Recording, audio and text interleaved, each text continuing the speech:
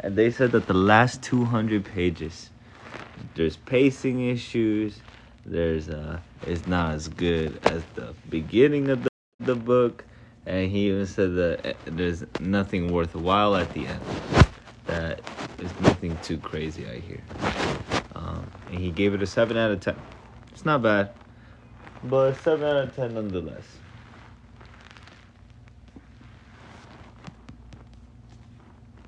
I saw another guy. He really likes it. He gives it a B rank, I think. Whatever. As you can see, I'm almost done with the book.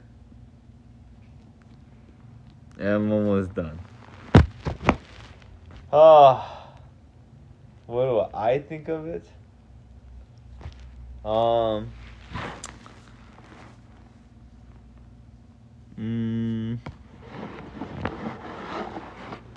Because I'm in the last 200 pages. So I think it's good. I give it like a 3.7. I think it's because my brain is just used to watching all these action movies and epics that I thought this was going to be more epic. I thought there was going to be skirmishes here and there. Maybe even go for some kind of space treasure hunt. All in one book that had something to do with First Contact. But it wasn't that. It's just a First Contact story. And, well, I don't want to spoil the surprise, but yeah. It's cool. Hey, I still got like 170, 200 pages left. So, who knows? Maybe my mind is about to change. Maybe I'm going to be one of the guys who says, oh, you know what? This book is actually a 5 out of 5. Those last 200 pages did not slow it down. I'm hoping that the story is actually going to ramp up now. You know? I mean, it's trying to... It, like, keeps trying to ramp up.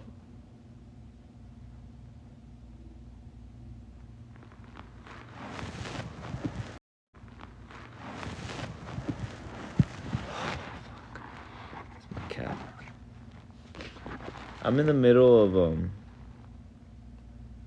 chapter 36. I'm on page 300, like 30. I'm on 358 or 359. I don't know. So I'm trying to find it. So yes, there will be spoilers from here on out. Let's begin. You have been waiting. Chapter 39. All right, and I really want to finish the book right now, but that's not gonna happen. Let's go. You guys are about to be so confused. We're spoilers now. This is what's going on. We're running away under an alien museum, and I think we just escaped, right? Yeah, and they're not allowed in there. And now they're wanted for death because they went in there. And people don't like, I don't know. It feels corny, right? There's no reason to kill them, in my opinion. Just arrest them. But maybe that's Larry Niven trying to up the stakes. Which, well, it's alright, you know. Let's just see where it goes. And to be honest, they haven't even posed any real dangers. Like, the whole time, they've just been like, they've actually been getting killed. We've actually, the humans, like, killed 4, maybe 6 of them. So, yeah, even though they're hostage, right? But let's find where I was. They just escaped the pyramid, not the pyramid, the museum, and now they're trying to find this location and send a message to their commander, Kutuzov, to send some help. I can only assume they actually crash landed here, and actually the miniatures reprogrammed their lifeboats. So instead of going to their ship, they were forced to go to this illegal place. So that's interesting. Those miniatures are fucking crazy. It took a lot of power to get rid of them. Alright. Let's see. Come on, we're wasting time. We're going to find King Peter. Let's report. That's not good enough. And how will you do that? But horse. Get it through your mind. They'll argue for the trade and peaceful relationships with us. Potter said thoughtfully. I'm skipping a lot. I don't know where I was. Charlie and Whitebread. Mote twitched. Charlie answered. He is not sure the Empire will not come in strength to destroy the Mote worlds once you know the truth. And he is insane. Oh no, and he is sure. Until he is sure. How in God's name can he be sure of anything like that from talking to us? Stanley demanded. Of anything like that from talking to us? Stanley demanded. Hold on.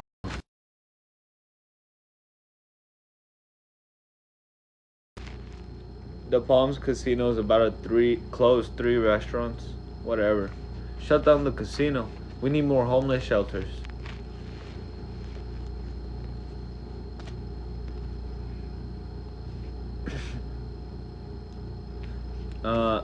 Let's see.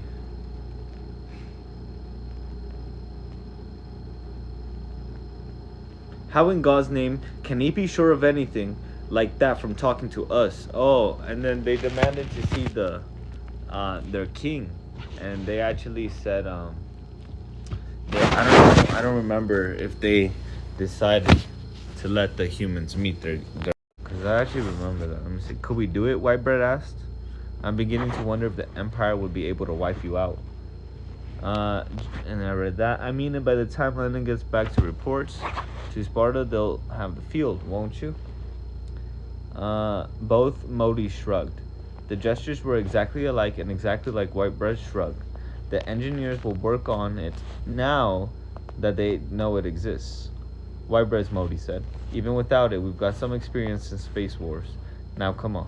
God's teeth, you don't know how close to war we are right now. If my master thinks... wait. The engineers will work on it now that they know it exists, Whitebread's Mote said. Even without it, we've got some experience in space wars. Now come on. God's teeth, you don't know how close to war we are right now. If my master thinks you've told all this to Lenin, she'll order an attack on the ship.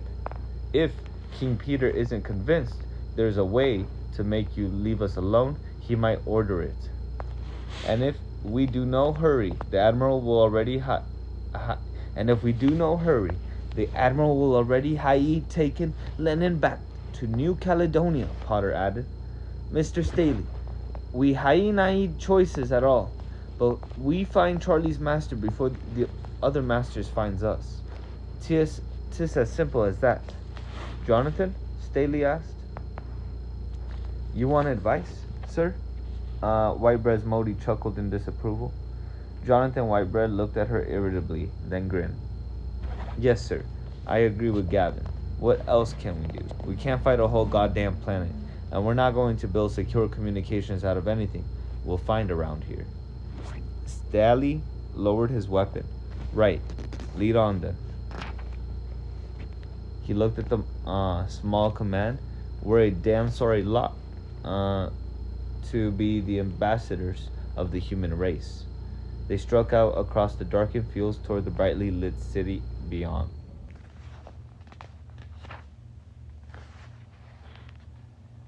Alright, that was the end of the chapter.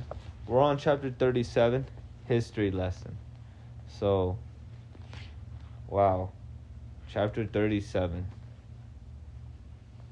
Like I said, we have about 500 pages. Yeah. I mean, God is good, my bro. Yeah, God is good. That's what the Bible says, at least. Yeah. I'm gonna get a glass of water and then we'll continue reading.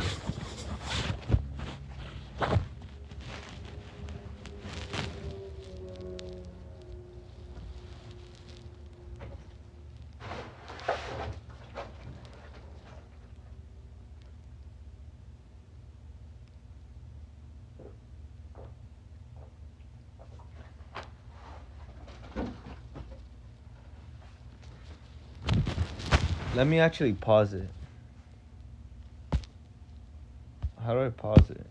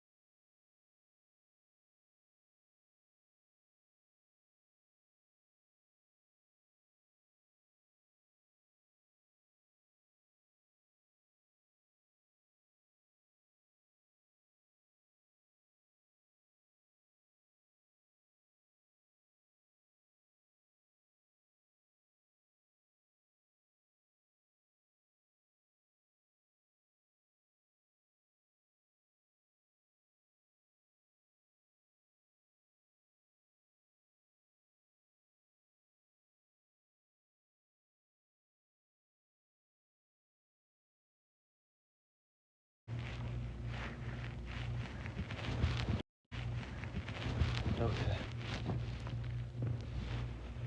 I never know how to sit on my bed. Let's begin. The Mote in God's Eye by Larry Niven and Jerry Purnell.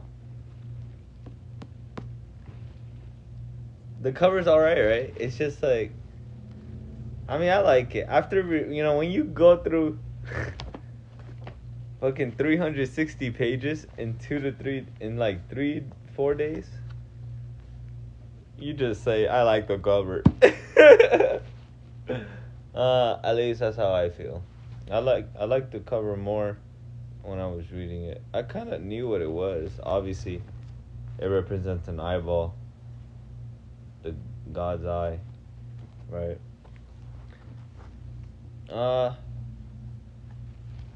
Yeah. Good stuff. Do I know any spoilers? I know one chapter, title name, and then it's kind of scary. Yeah, I haven't seen it. I think it actually happens in the next chapter, but let's see what happens. I don't know. Chapter 37, history lesson. Gee, we're gonna do some backstory. There was a 3-meter high wall around Bird Whistle City. It might have city. It might have been stone or a hard plastic. The structure was difficult to see in red-black light of Murchison's eye. Beyond it, they could see great oblong buildings. Yellow windows loomed over their heads. Hold on.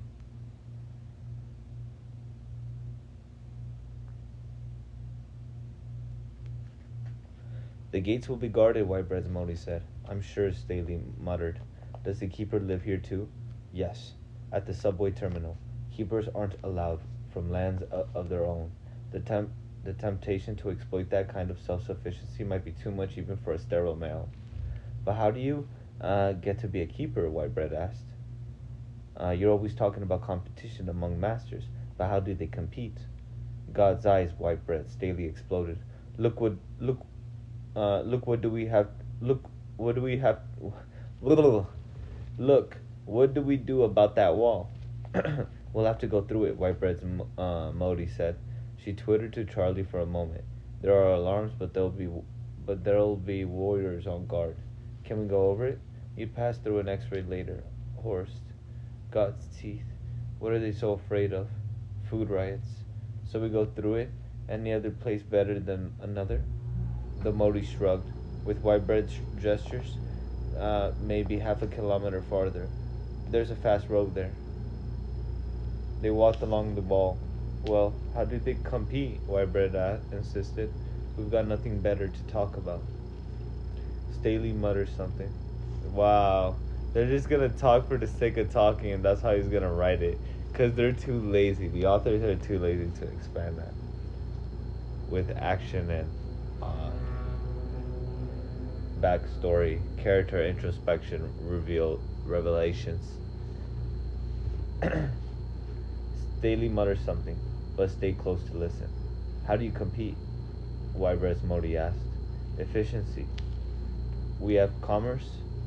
You know, Mr. Barry might be surprised at just how shrewd some of our traders are. Partly, masters buy responsibilities. That is, they show they can handle the job. They get other powerful givers of orders to support them.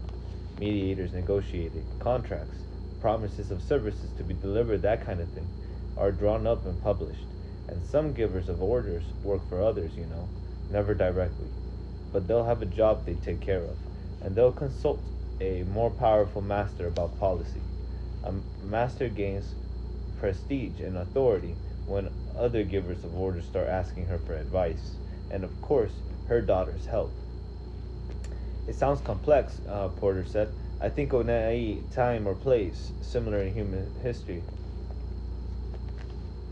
I think not a time or place similar in human history. It is complex, said Whitebread's Mote. How could it be anything else? How can a decision maker be anything but independent? That's what drove Captain Blaine's Funk insane, you know. How was your captain absolute master on that ship? Except that when whoever it was on Lennon croaked frog, Captain Blaine hopped around the bridge. Do you really talk about the captain that way? Staley asked Whitebread. I refuse. Wait, what?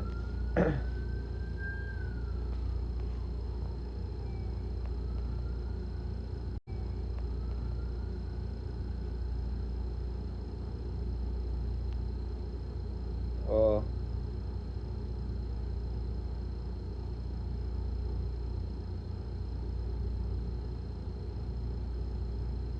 Interesting.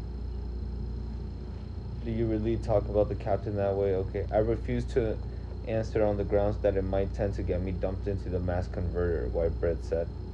Besides, they're coming to a bend in the wall. About here, Mr. Staley, Whitebread's Mote, he said. There's a road on the other side. Stand back. Horse raised the rocket launcher and fired. At the second explosion, light showed through the wall. More lights rippled along its top. Some shone out into the fields, showing crops growing to the edge of the wall. Okay, get through fast, Staley ordered. They went through the gap and onto a highway. Damn, they used a rocket launcher. You didn't want to use your laser? I mean, I don't know. The laser gun would have... Honestly, the laser gun might have done the same fucking thing. These things, the way that these laser weapons work, I'm imagining like a Star Wars laser, you know, just pew pew. It's not like that. The way it's like described is like they shoot a laser, and it's like a whole, like it blows up the entire wall, bro. I'm just like, they can't bring that shit into Star Wars. These weapons will kill Star Wars. They don't have light speed though. Well, yeah. Star Wars has more hyperlinks, I'll tell you that. I think Star Wars might even be more advanced than these guys are, to be honest. For gosh sakes, they use force powers.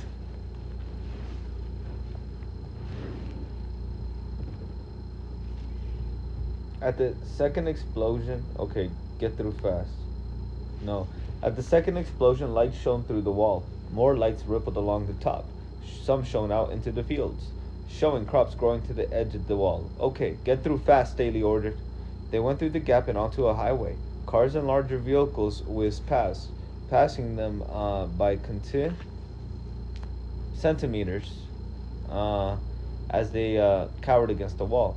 The three Modis walked boldly into the road. Whitebread shouted and tried to grab his fiancée. She shook him off impatiently and strolled across the street.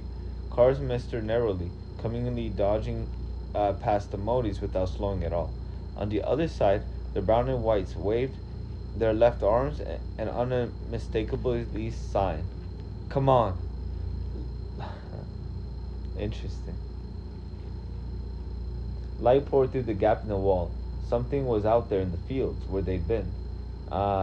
Staley waved the others into the street and fired back through the gap. The rocket exploded. Hold on. Light poured through the gap in the wall. Something was out there in the fields where they'd been. Oh shit. Stanley waved the others into the street and fired back through the gap. The rocket exploded 100 meters away and the light went out. Whitebread and Potter walked across the highway. Staley loaded the last round into the rocket launcher, but saved it. Nothing was coming through the gap yet. He stepped out into the street and began to walk. Traffic whizzed past. The urge to run and dodge was overwhelming, but he moved slowly at constant speed. A truck whipped past in a momentary hurricane, then others. After a long time, he reached the other side alive. No sidewalks. They were still in traffic, huddled against a grayish concrete-like wall. Whitebread's Mote stepped into the street and gave a curious three-arm gesture. A long rectangular truck stopped with squeaking brakes. She twittered to the drivers, and the Browns immediately got out, went to the back of the truck, and began removing boxes from the cargo compartment. The traffic streamed past without slowing at all. That ought to do it, Whitebread's Mote said briskly. The warriors will be coming to investigate the hole in the wall. The humans got in quickly. The Brown, who'd followed them patiently from the museum, climbed into the right-hand driver's seat. Whitebread's Mote started for the other driver's seat, but Charlie twittered at her. The two brown and whites whistled and chirped, and Charlie gestured vehemently.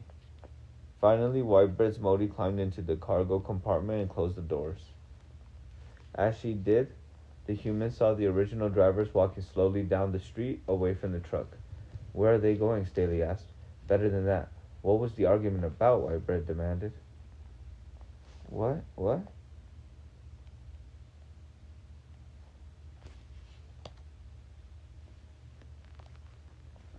One at a time, gentlemen, Whitebread's Mote began. The truck started. It jolted hard, and there was humming from the motors and the tires. Sounds of myriads of other vehicles filtered in. Whitebread was jammed between hard plastic boxes with about as much room as a coffin. It reminded him unpleasantly of his situation. The others had no more room, and Jonathan wondered if they had thought of the analogy. His nose was only centimeters from the roof.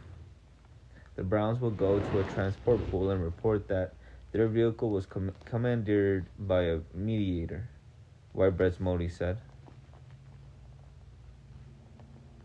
And the argument was over who'd stay up front with the Brown.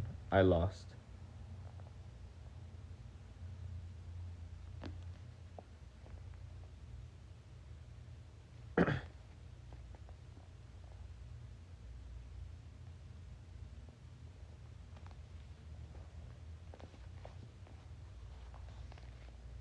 Why was it an argument? Staley demanded. Don't you trust each other? I trust Charlie. She doesn't really trust me. I mean, how could she? I walked out on my own master. As far as she's concerned, I'm crazy Eddie. Best to see it things herself. But where are we going? Staley asked. To King Peter's territory. Best available way. We can't stay in this vehicle long, Staley said. Once those Browns report, they'll be looking for it. You must have police, some way to trace a stolen truck. You do have crime, don't you? Not the way you think of it. There aren't really any laws, but there are givers of orders who have jurisdiction over missing property. They'll find the truck for a price. It'll take time for my master to negotiate with them, though. First, she'll have to show that I've gone insane. I don't suppose there's a spaceport here, Whitebread asked. We couldn't use it anyway, Staley said flatly. They listened to the hum of traffic for a while. Peter said, I thought of that too. A spacecraft is conspicuous. If a message would bring an attack on Lenin, what does that say? 'Tis certain we'd not be allowed to return ourselves. And how are we going to get home? Whitebread wondered aloud. He wished he hadn't asked. 'Tis a twice-told tale, Potter said unhappily. We know more than can be allowed, and what we can is more important than our lives. Is it not so, Mr. Staley? Right. Let me reread that.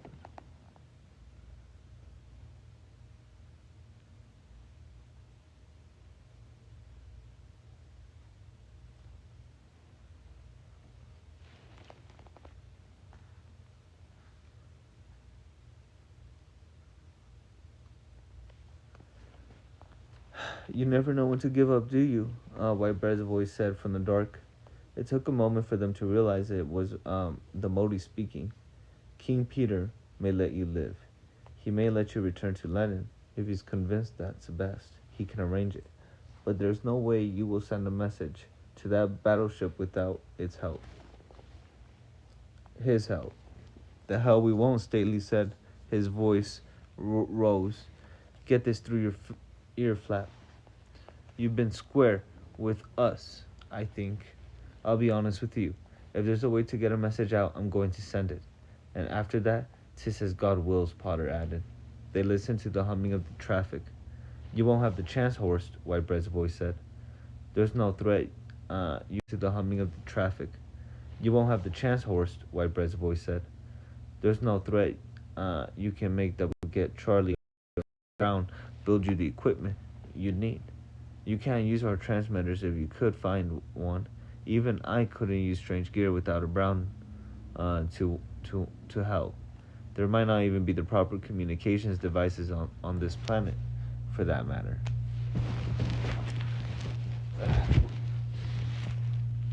Man, I love my cat. Come off it, Staley said.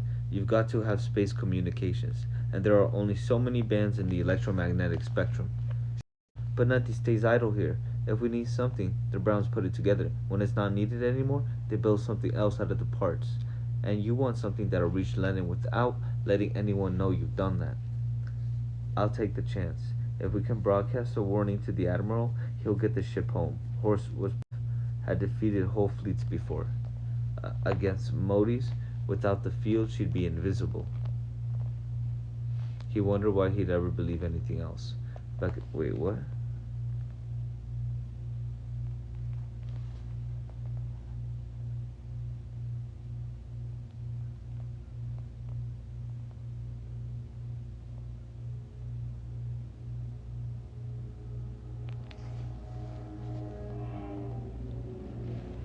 He wondered why he'd ever believe anything else. But back at the museums, there'd be electronic parts, and they could have put together a transmitter of some kind. Now it was too late. Why had he listened to the Mote? They drove on for nearly an hour. The midshipmen were cramped, jammed between hard boxes in the dark. Stanley felt his throat tighten and was afraid to talk anymore. There might be a catch in his voice, something to communicate his fears to the others, and he couldn't let them know he was as afraid as they were. He wished for something to happen, a fight, anything.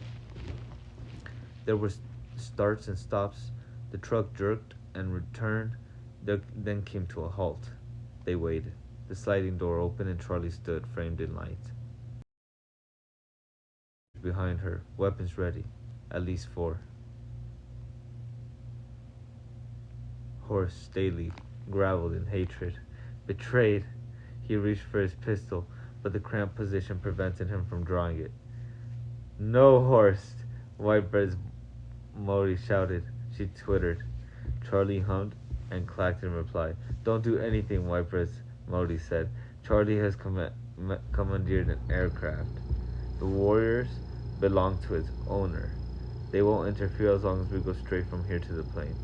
But who are they? Staley demanded. He kept his grip on the pistol. The odds looked impossible. The warriors were poised and ready, and they looked deadly and efficient. I told you, Whitebread Mote said. They're a bodyguard. All masters have them. Nearly all, anyway. Now, get out, slowly, and keep your hands off your weapons. Don't make them think you might try to attack their master. If they get that idea, we're all dead. Staley estimated his chances. Not good. If he had Kelly and other Marines instead of Whitebread and Potter, okay, he said. Do as she says. He climbed slowly out of the van. They were in a luggage handling area. The warriors stood in easy postures, leaning slightly forward on the balls of their wide, horned feet. It looked, Staley thought, like a karate stance. He caught a glimpse of motion near the wall. There were at least 2 more warriors over there, under cover. Good thing he hadn't tried to fight. The warriors watched him carefully, following behind the strange procession of a mediator, 3 humans, and another mediator and a brown. There were weapons held at the ready, not quite pointing at anyone, and they framed out, never bunching up. Will not you decision maker call your master when we are gone? Potter asked. The Motes twittered together. The warriors seemed to pay no attention at all. Charlie says yes. She'll notify both my master and King Peter, but it gets us an airplane, doesn't it?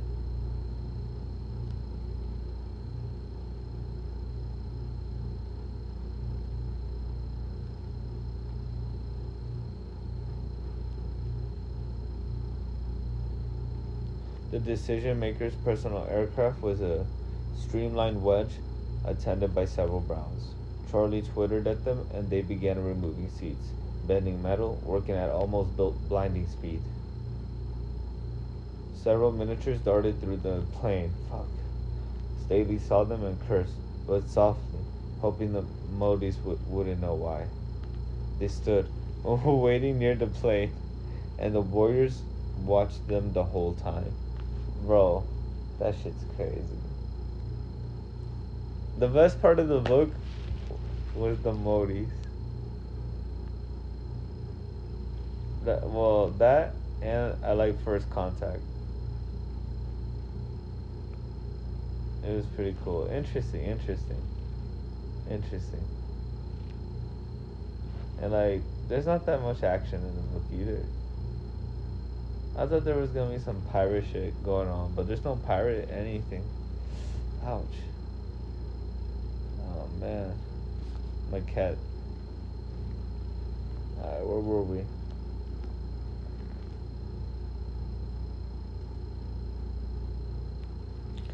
The decision maker's personal aircraft was a streamlined wedge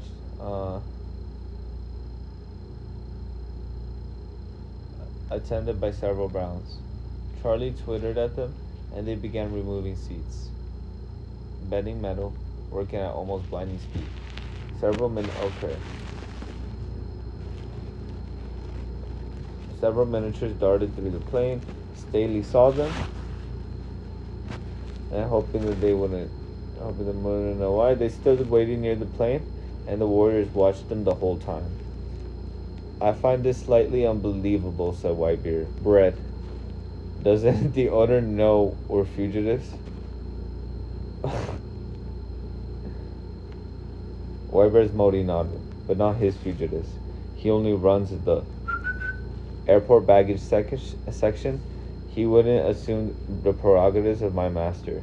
He's also talked to the airport manager, and they both agree they don't want my master and King Peter fighting here. Best to have us all out of here, fast. You're the strangest creatures I had ever imagined. Potter said. I can see no why such anarchy does not end in. No why such anarchy does not end in. He stopped, embarrassed. It does, Whitebread's Mote said. Given our special characteristics, it has to.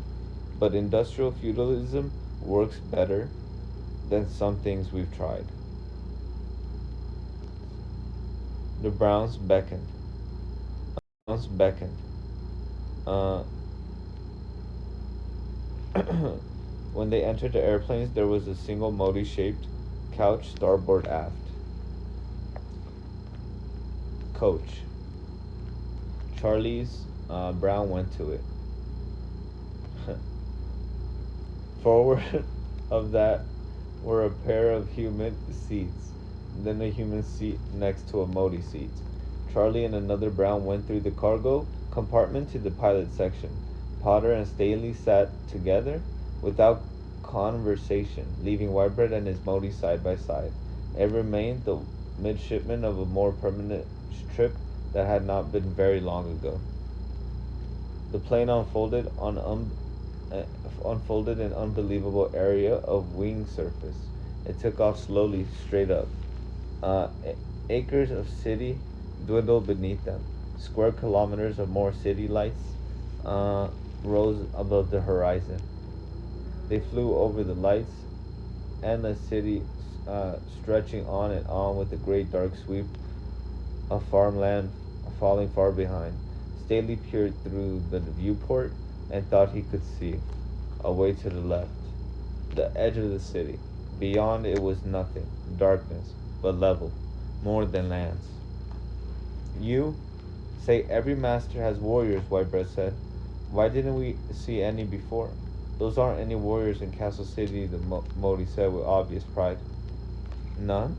None at all. Everywhere else, any holder of the territory or important manager goes about with a bodyguard. Even the immature decision makers is guarded by his mother's troops. But the warriors are too obviously what they are. My master had the decision makers concerned with you, and this crazy Eddie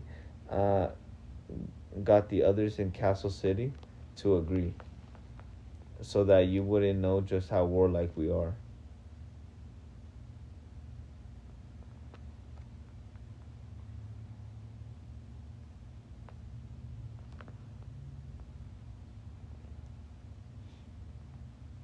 Wait.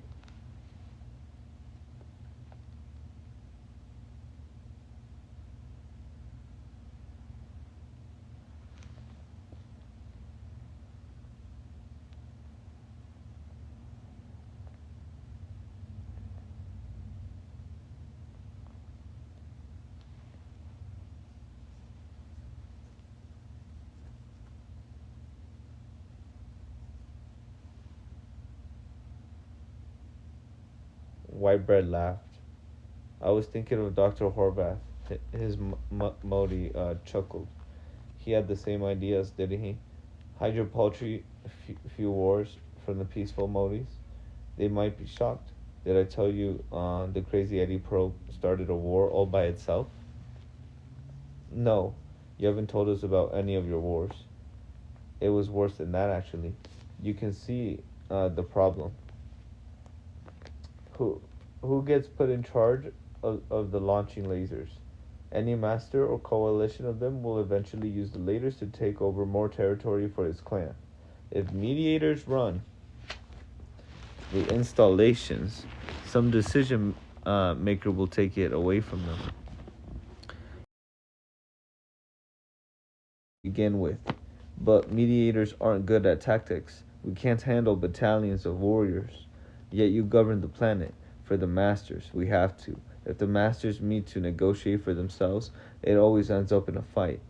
Anyway, what finally happened was that a coalition of whites was given command of the lasers and their children held as hostages on Mote Prime.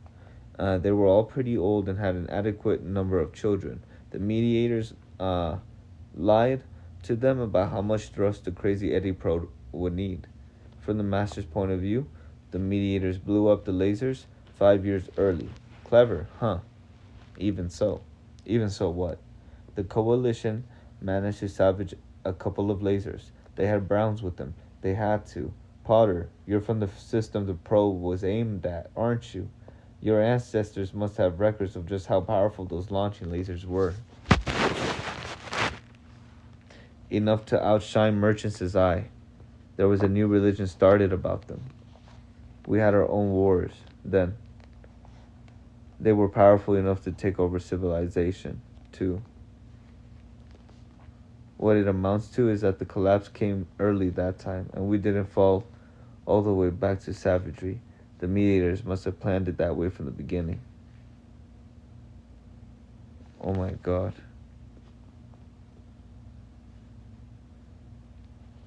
That's crazy.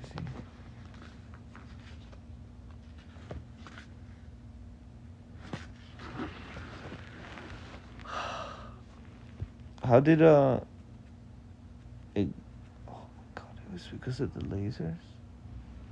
Oh wow. That's crazy.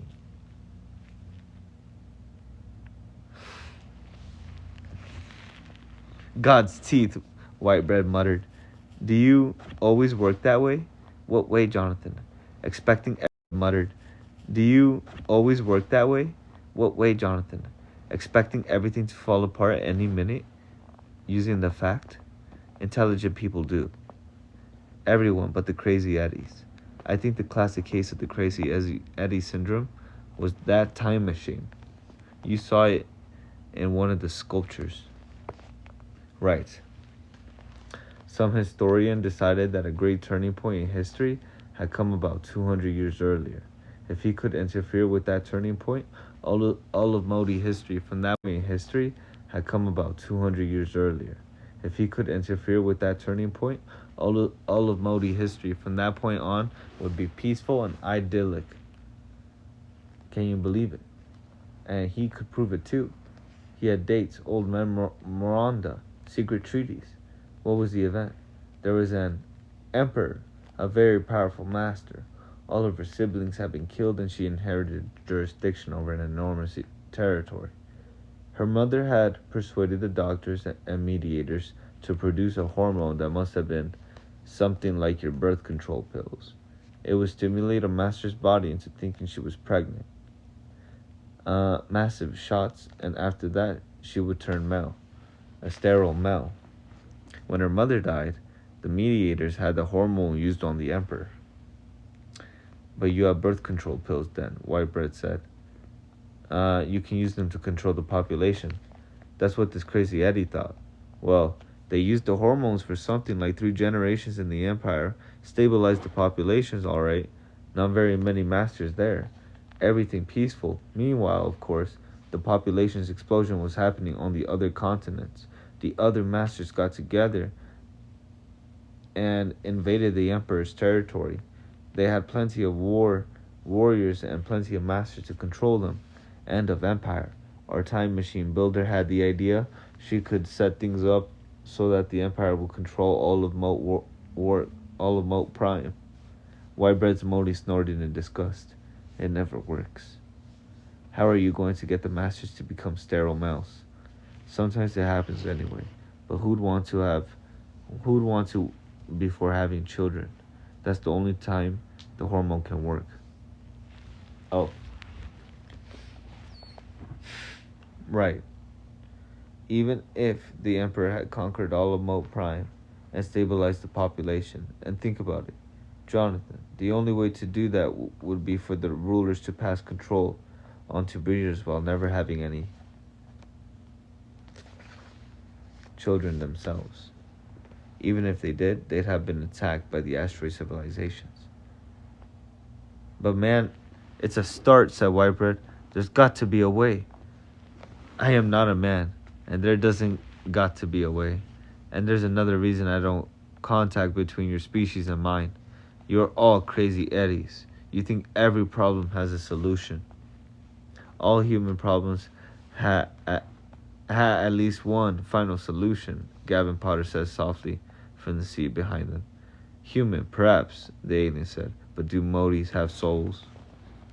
'Tis not for me to say, Potter answered. He shifted uncomfortably in his seat. I am no a spokesman for the Lord. It isn't for your chaplain to say either. How can you expect to find out? It would take revealed knowledge, a divine inspiration. Wouldn't it? I doubt it if you'll get it. Ha ye not religion at all then? Potter asked incredulously. We've had thousands, Gavin. The Burrows and the Browns and other semi-sentient classes don't change theirs much, but every civilization of masters produces something else. Mostly their variants of transmigration of souls, with emphasis on survival through children. You can see why. You didn't mention mediators, Whitebread said. I told you, we don't have children.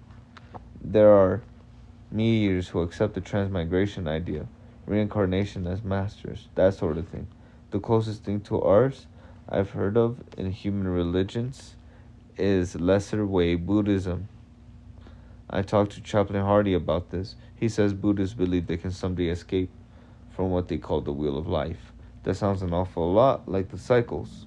I don't know, Jonathan. I used to think I accepted reincarnation, but there's no knowing, is there? And you had nothing like Christianity, Potter demanded. No, we've had prophecies of a savior who'd end the cycles, but we've had everything, Gavin. It's for damn sure there's been no savior yet. The endless city unrolled beneath them. Presently, Potter leaned back in his chair. This is crazy. I was talking shit about the chapter. And began to snore softly. Whitebread watched in amazement. You should sleep too, said the Mote. You've been up too long. I'm too scared. You tire easier than we do. You ought to sleep. I'm too scared. Brother, now I'm really scared. Did I really call him brother? No, I called her brother. Hell with it. There was more to your museum of art than we understood, wasn't there? Yeah, things we didn't want to go into detail about, like the massacre of the doctors.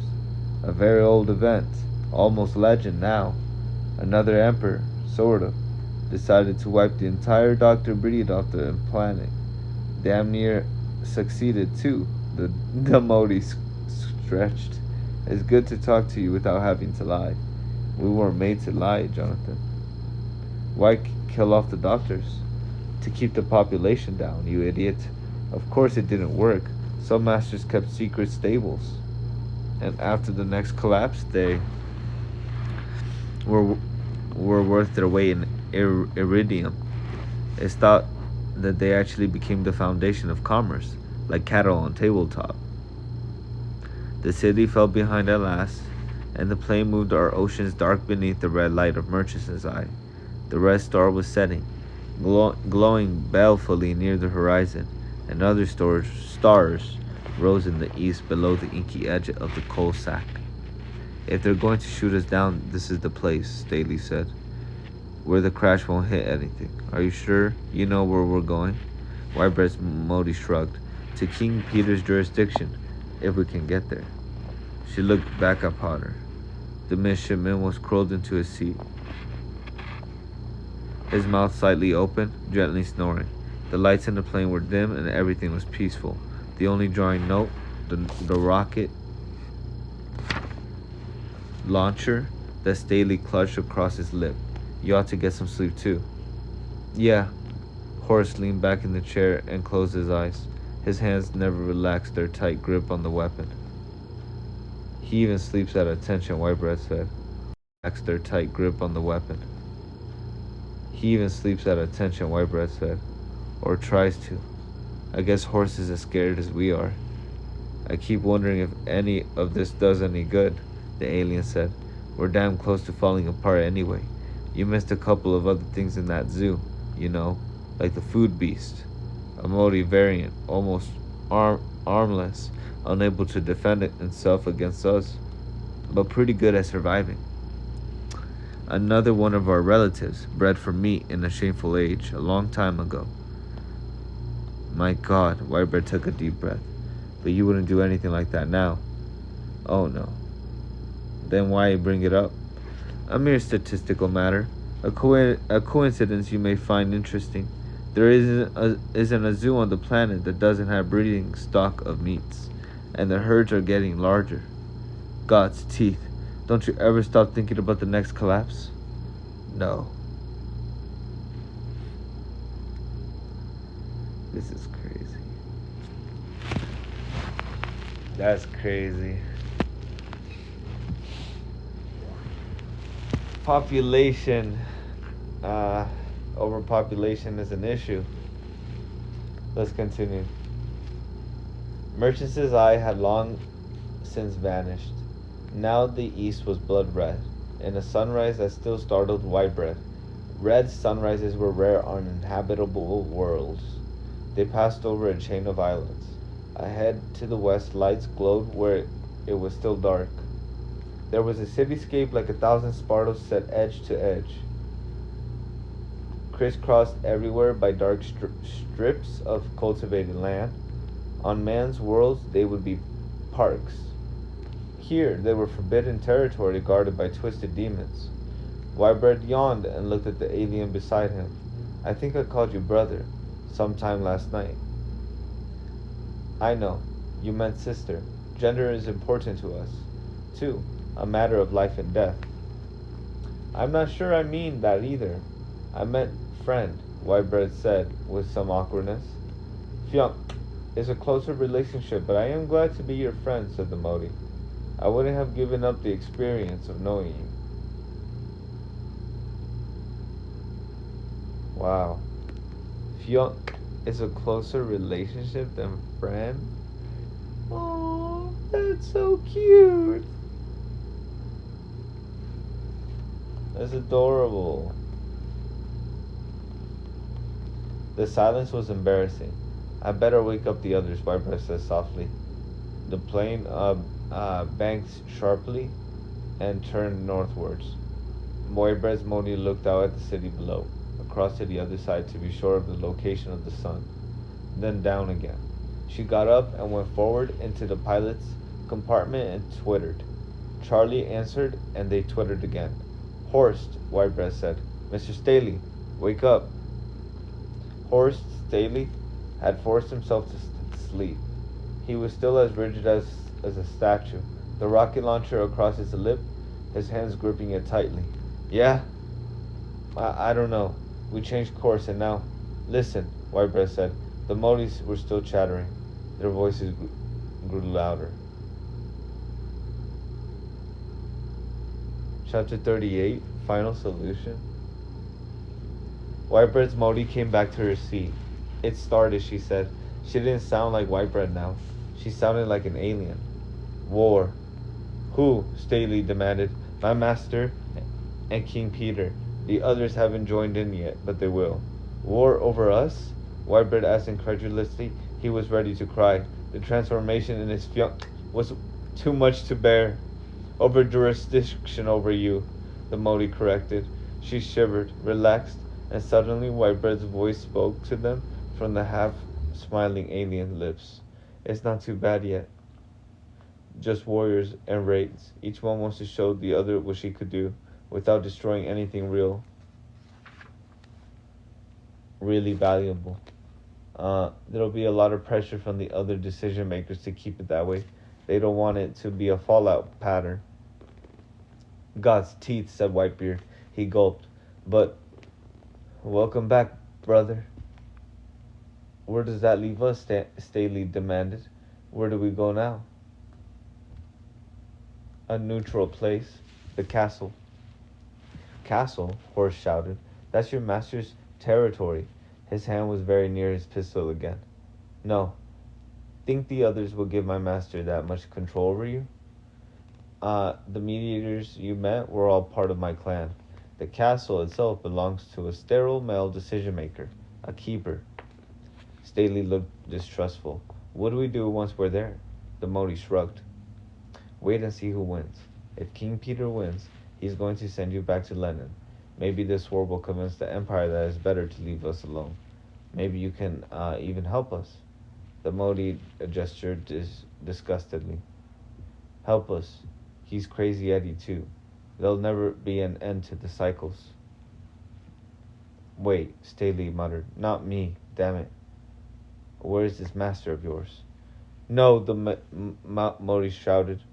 Horst, I can't help you with something like that.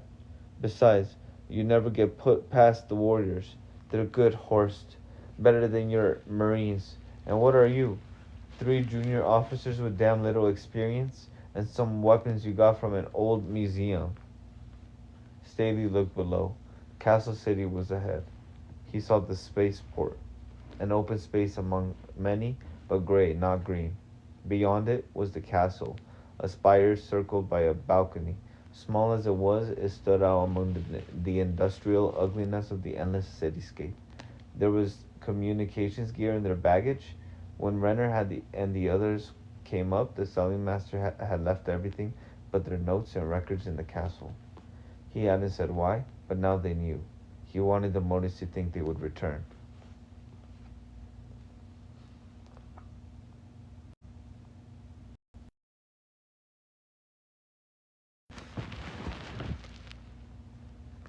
There might even be enough to build a good transmitter, something that would reach Lennon. Can we land in the street? Staley asked. In the street? The Mote blinked. Why not? If Charlie agrees, this is her aircraft. Whitebread's Mote trilled.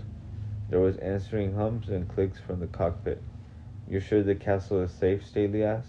Whitebread, do you trust the Motes? I trust this one, but I may be a little prejudiced. Mr. Staley. You'll have to make your own judgment. Charlie says the castle is empty, and the ban on warriors in the castle city still holds. Whitebread's Mote said. She also says King Peter's winning, but she's only hearing reports from her side. Will she land next to the castle? Staley asked. Why not? We have to buzz the street first, to warn the Browns to look up. The Mote trilled again. The grumble of motors died to a whisper. Wings spread again, and the plane dipped lower, falling almost straight down to pull level with a swoop. It whizzed past the castle, giving them a view of its balconies. Traffic moved below, and Staley saw white on the pedestrian walkway across from the castle. The master deduced quickly into a building. Ducked. No demons, Staley said. Anybody see warriors? No. Nah. Me neither. The plane banked sharply and fell again. Whitebird stared wide-eyed at the hard concrete sides of skyscrapers whipping past. They watched for whites and warriors, but saw neither. The plane slowed and leveled off 2 meters above the ground. They glided toward the castle like a gull above waters. Staley braced himself at the windows and waited. Cars came at them and swerved around. They were going to hit the castle, he realized. Was the Brown trying to ram their way through, like the cutter into MacArthur? Hold on.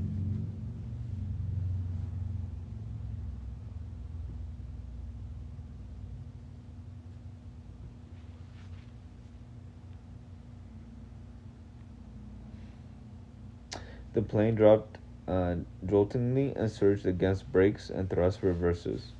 They were just beneath the castle wall. Here, trade with me, Potter. Staley took the X-ray laser. Now move out. The door wouldn't work for him. And he waved at the Mote. She threw the door wide. There was a 2-meter space between wingtip and wall, making 25 meters in all. The wing of the aircraft had folded somehow. The Mote leaped into the street. The humans dashed after her, with Whitebread carrying the magic sword in his left hand. The door might be locked, but it would never stand up to that. The door was locked. Whitebread hefted the sword to hew through it, but his Mote waved him back. She examined the pair of dials set in the door, took one in each of the right hands, and as she twirled turned a lever with her left arm. The door opened smoothly. Meant to keep humans out, she said. The entryway was empty. Oh, wow. That's interesting.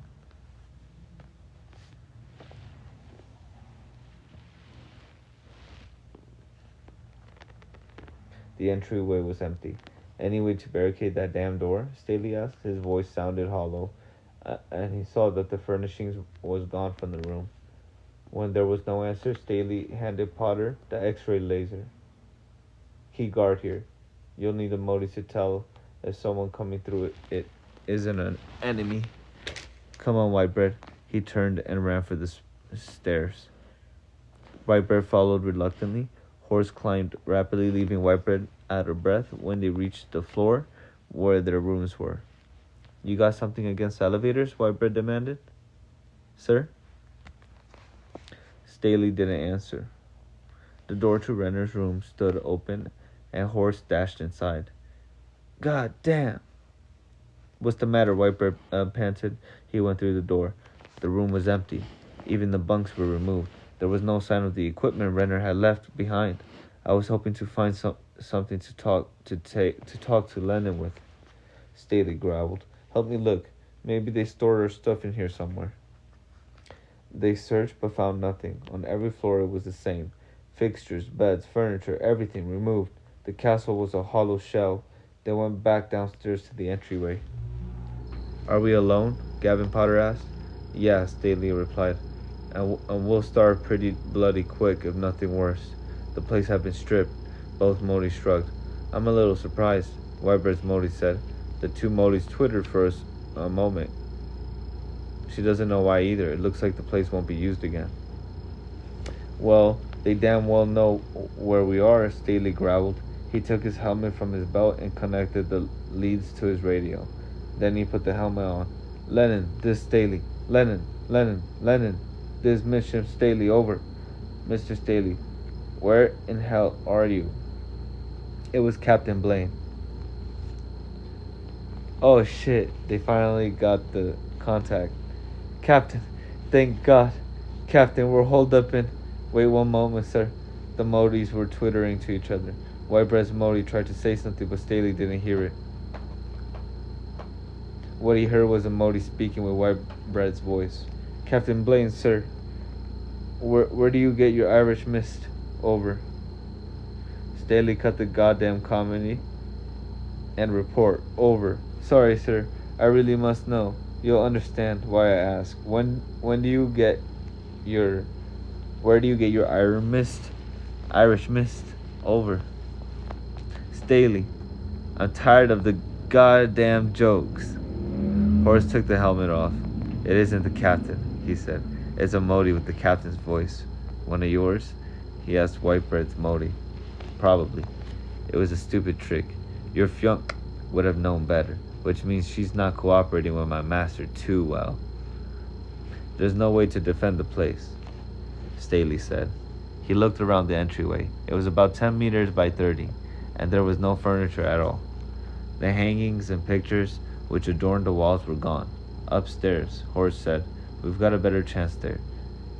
He led them back up to the living quarters, and they took positions at the end of the hall where they could cover the stairwell and elevator. Now what? Whitebread asked. Now we wait, both Mote said in unison. A long hour passed.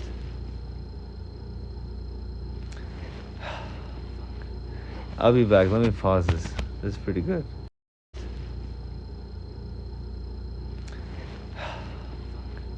I'll be back. Let me pause this. This is pretty good. I'll be back. Let me pause this. This is pretty good.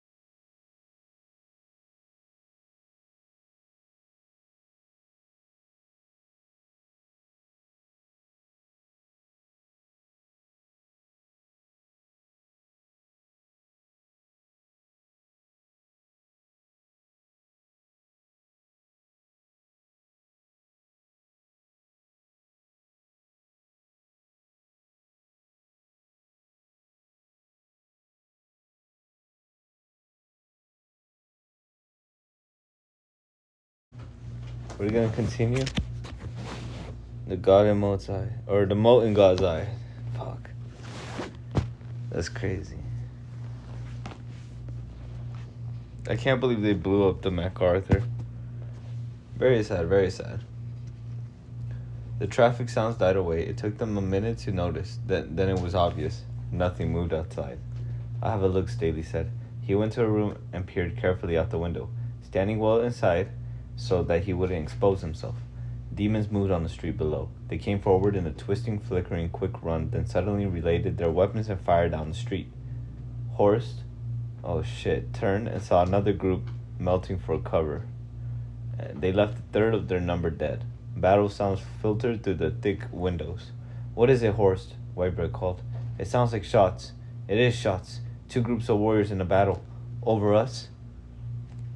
"Certainly," Whitebread's Mote answered. "You know what this means, don't you?" She sounded very resigned. When there was no answer, she said, "It means the humans won't be coming back. They're gone." Staley cried, "I don't believe it. The Admiral wouldn't leave us. He'd take on the whole damn planet." "No, he wouldn't, Horst," Whitebread said.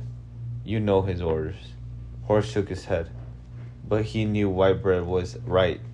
He called, "Whitebread's Mote, come here and tell me which side is which." "No way." "No." Horst looked around. "What do you mean, no? I need to know who to shoot at. I don't want to get shot." Whitebread's Mote was a coward. I haven't been shot, have I? Just don't expose yourself."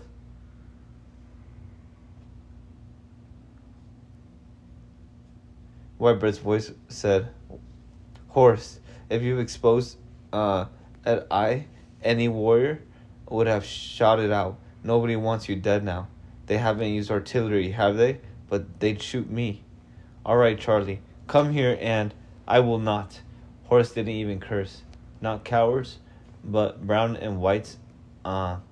Would his own Mote have come?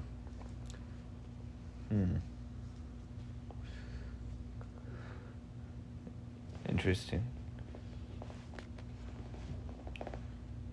Horst didn't even curse.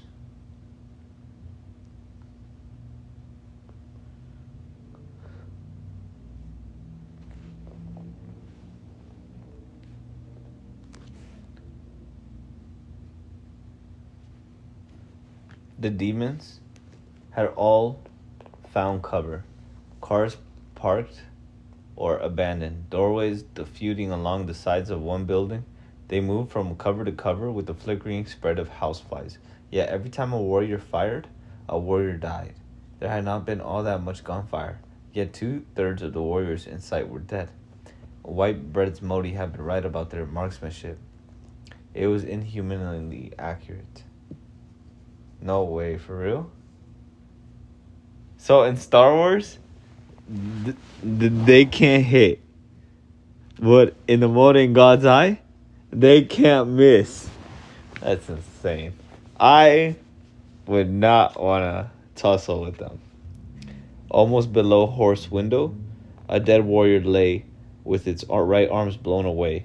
A live one waited for a lull, suddenly broke for closer cover, and the fallen one came to life. Then it happened too fast to follow. The gun flying, the 2 warriors colliding like a pair of buzzsaws. Then, flying away, broken dolls still kicking and spraying blood. Something crashed below.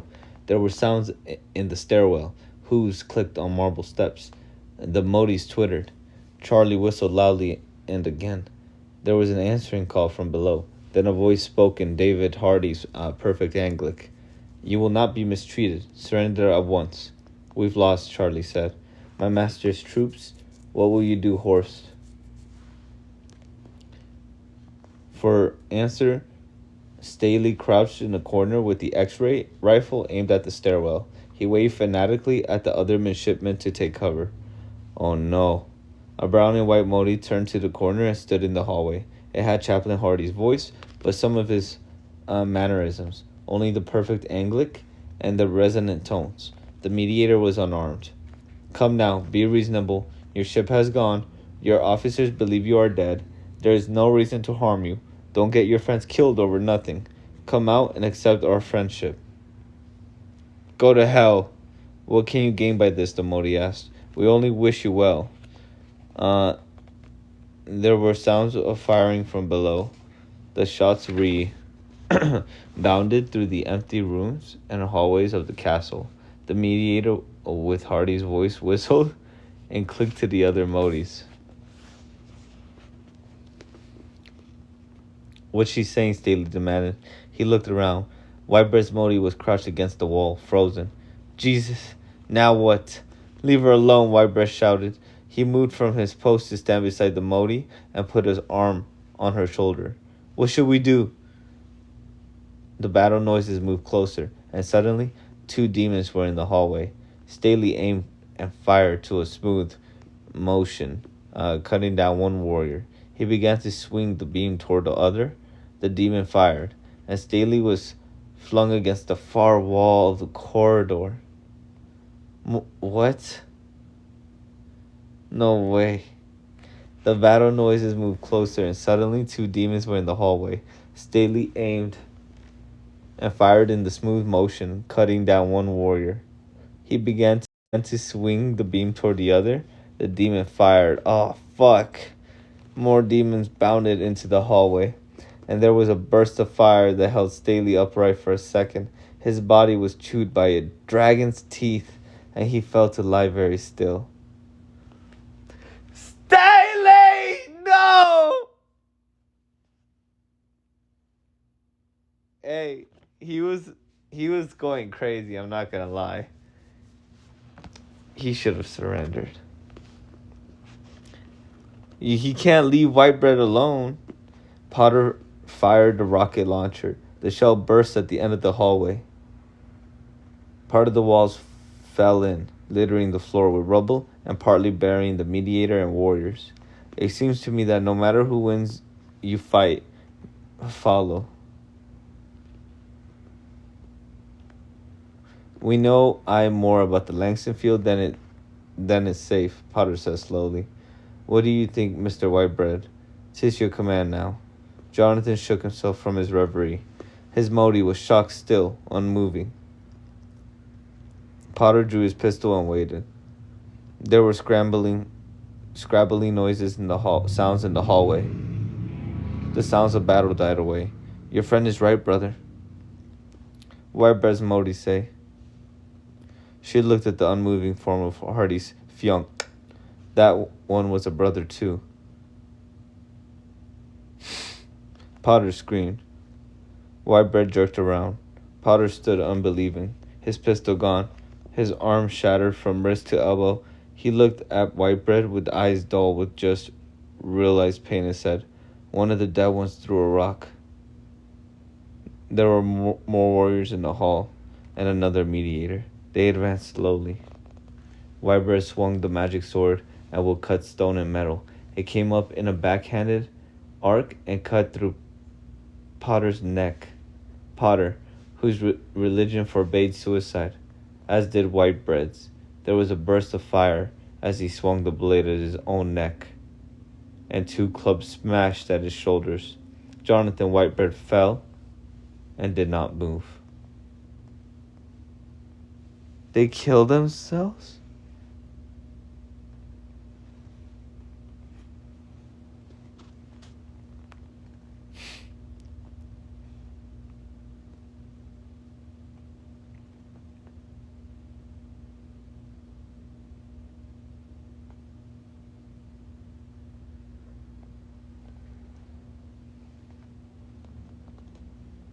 No way.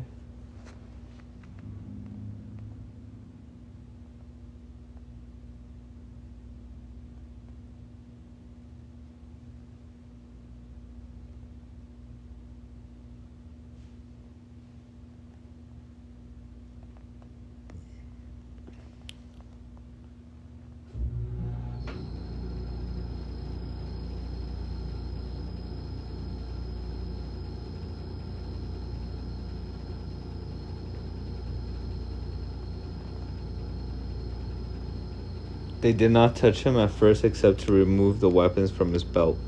They waited for a doctor while the rest held off King Peter's attacking forces. A mediator spoke quickly to Charlie and offered a communicator. There was nothing left to fight for. Whitebread's Mote remained by her fiancé. The doctor probed at Whitebread's shoulder. Although she had never had a human to dissect, she knew everything any Mote knew about human physiology, and her hands were perfectly formed to make use of 1,000 cycles of instincts. The fingers moved gently to the pulverized shoulder joints. The eyes noted that there was no spurting blood. Hands touched the spine, that marvelous organ she'd known only through models. The fragile neck vertebrae has been snapped. High-velocity bullets, she hummed to the waiting mediator. The impact has destroyed the nodal cord. This creature is dead. The doctor had two Browns work fanatically to build a blood pump to serve the brain. It was futile. The communication between engineer and doctor was too slow. The body was too strange, and there was too little equipment and time. They took the body and Whitebread's Mote to the spaceport controlled by their master. Charlie would be returned to King Peter. Now that the war was finished, there were payments to be made, work in cleaning up after the battle. Where are we? Every master who had been harmed to be satisfied. When next the humans came, there must be unity among Motes. The master never knew, nor did her white daughters ever suspect. But among her other daughters, the brown and white mediators who served her, it was whispered that one of their sisters had done that which no mediator had ever done throughout all the cycles. As the warriors hurried toward this strange human, Whitebread's Mote had touched it. Not the gentle right hands, but with the powerful left. She was executed for disobedience, and she died alone. Her sisters did not hate her, but they could not bring themselves to speak to one who had killed her own fiancé. What?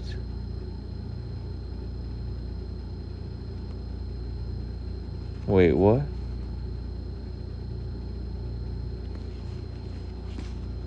What happened?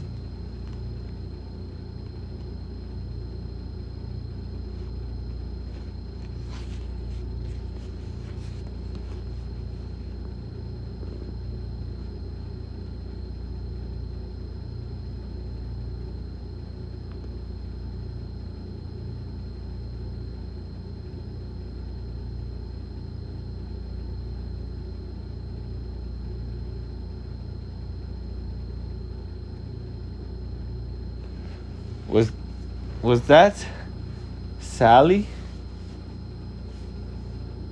I hope not, cause that would make me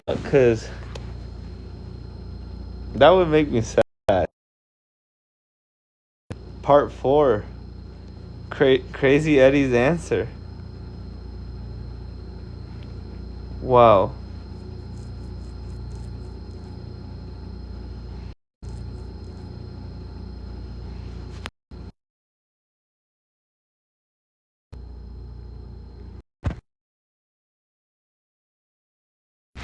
To be honest, I'm tired.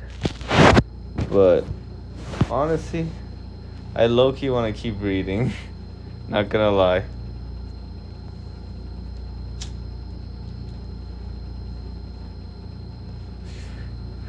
This is supposed to be one of the best first contact stories ever written. I still have like 180 pages. I've only read about 60 since I've been live. I mean, 20.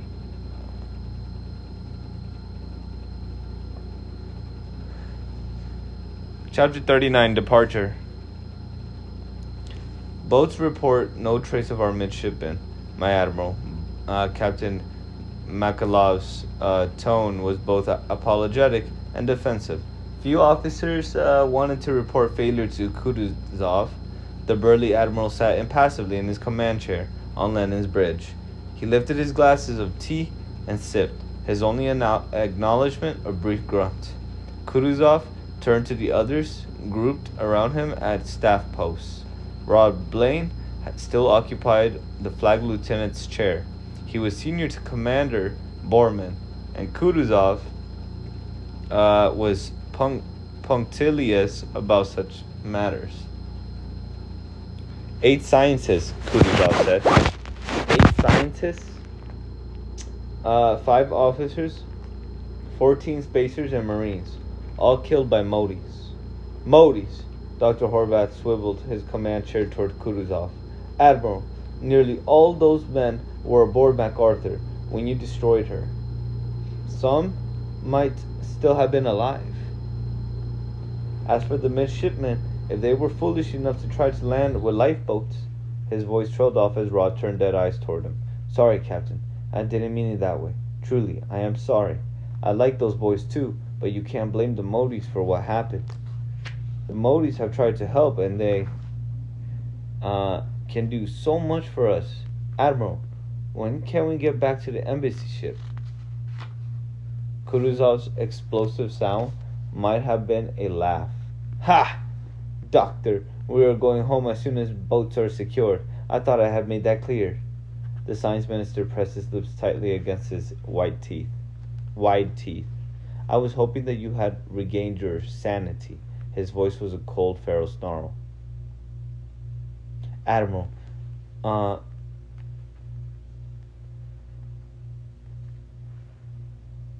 you are ruining the best hopes mankind never had. The technology we can buy, that they'll give us, is orders of magnitude above anything we could expect for centuries. The Motes have gone to enormous expense to make us welcome.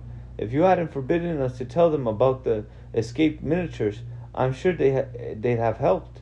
But you had to keep your damned secrets, and because of your stupid xenophobia, we lost the survey ship and most of our instruments. Now you antagonize them by going home when they plan more conferences. My God, man, if they were warlike, nothing could provoke them as you have. Oh! You tell him! You tell him! Oh, shit! He said, bro, this shit is all your fault. What are you talking about? You destroyed our ship, you destroyed all our research. That's crazy, dude.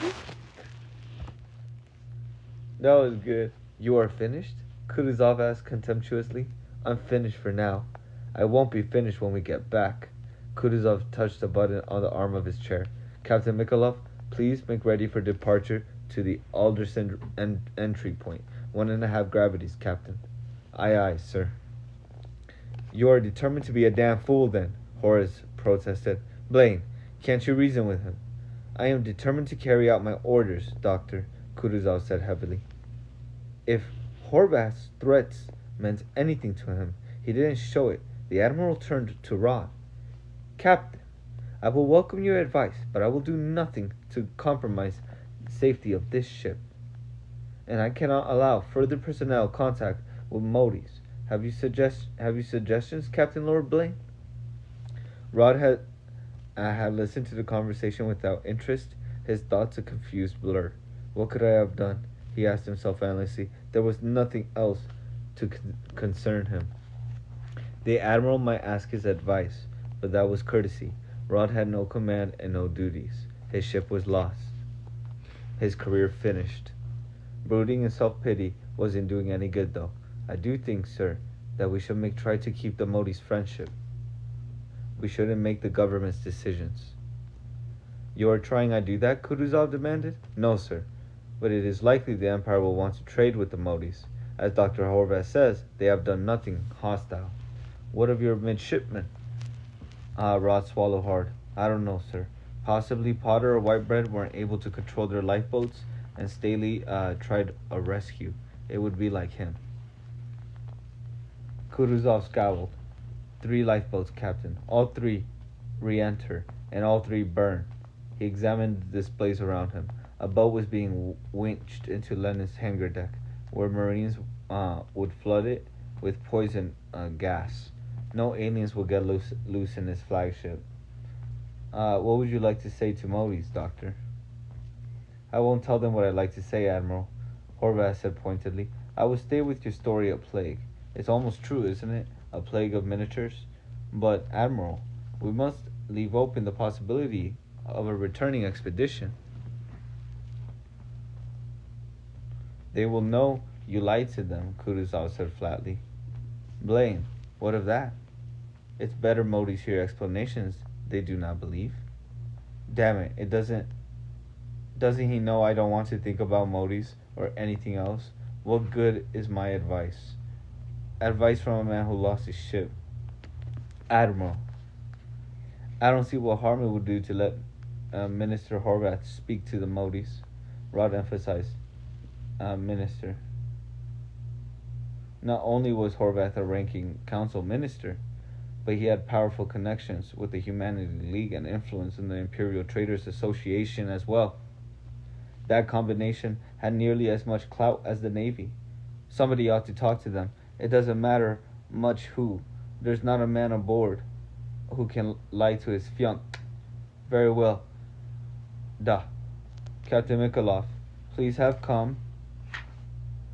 communications call Mote embassy ship. Dr. Horvath will speak to them. The screens lit to throw a brown and white half-smiling face. Rod grimaced, then glanced up quickly to confirm that his own image pickup wasn't on. The Mote looked at Horvath. Fianc. I was hoping to speak to you. We are learning more. We must. The Mote's expression didn't change. That seemed obvious that we are very distressed, Anthony. We have much more to discuss. Trade agreement, rental of bases in your empire. Yes, but we haven't the authority to sign treaties or trade agreements, Horvath protested. Really, we did accomplish a lot, and now we have to go. There was plague on MacArthur, something new to our doctors, and we don't know how the local function center or the vector. And since this ship is our only way home, our decision makers think it best we leave. There's a full astrogation crew. We'll be back. Will you come yourself? The Mote asked. If at all possible, I'd love to. He had no trouble sounding sincere about that. You will be welcome. All humans will be welcome. We have great hopes for trade between our races, Anthony. There is much we can learn from each other. We have gifts as well. Can you not take them on your ship? Well, thank you. Horvath looked at Kutuzov. The Admiral was about to explode. He shook his head violently. It would not be wise, Horvath said sadly. Until we know what caused the plague, it is best we add nothing. We have not already been exposed to. I'm very sorry. So am I, Anthony. We have noted that your engineers are, how can I put this delicately, are not so advanced as ours in many ways. Under-specialized, perhaps. We have thought partially to remedy this with our gifts. Excuse me a moment, Horvath said. He turned to Kutuzov after switching off the sound pickup.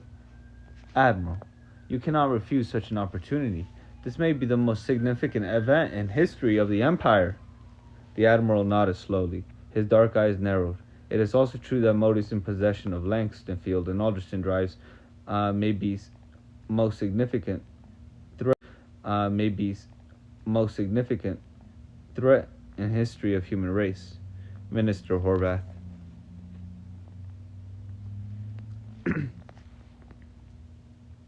I'm aware of it, Horvath snapped. He turned the sound pickup on. I am afraid that, the Mote interrupted. And Anthony, can you not inspect our gifts? You may take pictures of them, learn them well enough to duplicate them later. Surely that would be no danger to persons who have been on the Mote planet itself. Horvath thought furiously. He had to have those. The pickup was switched off, and Horvath smiled thinly at the Admiral. He's right, you know. Can we put them in the cutter? Kutuzov seemed to taste sour milk. Then he nodded.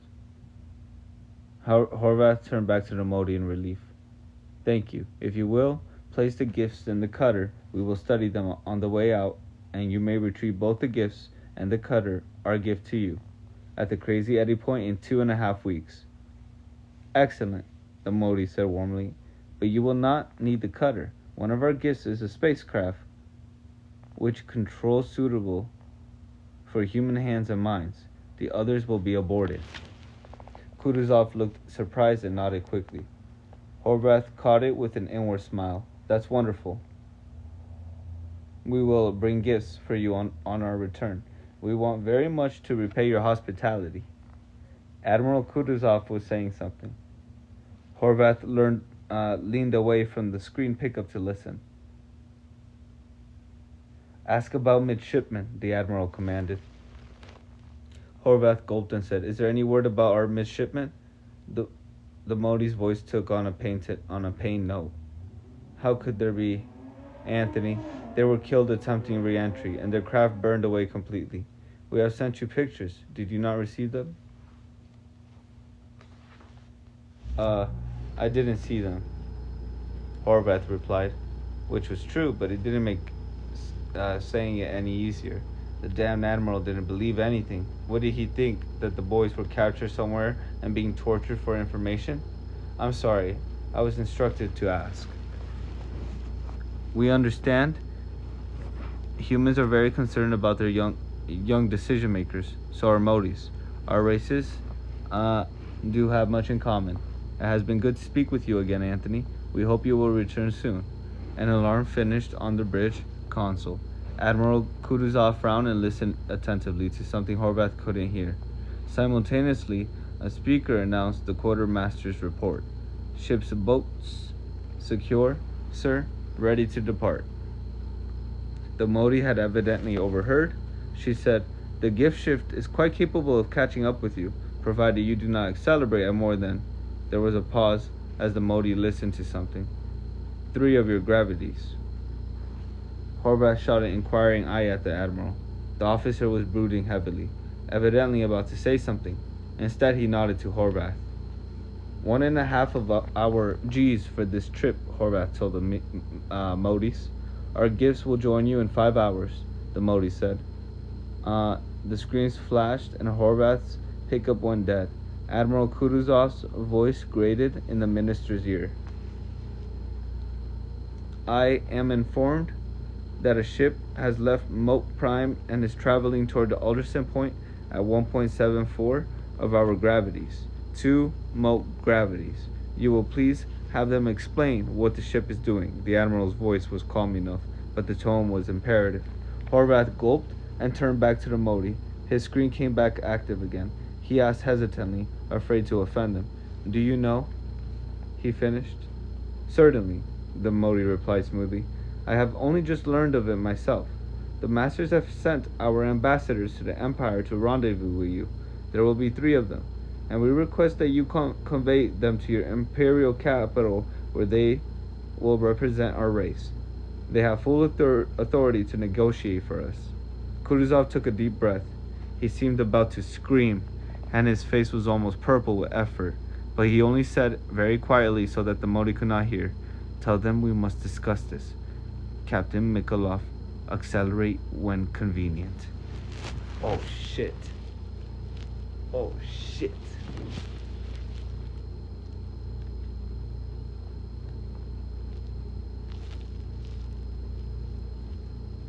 Aye, aye, sir. We're leaving now, Horvath told the Mote. We must discuss the question of ambassadors. This is a surprise. I would have hoped that you would come yourself. Will there be any of your Fyonk sent as ambassadors? He spoke rapidly as the warning tones sounded behind him. There will be time for any discussions needed, the Mote assured him, and no Mote ambassador could identify with any individual human. All must represent our race. Surely you can understand that. The 3 have been selected to represent all views, and unanimously acting, they can commit all Motes to an agreement. Hold on.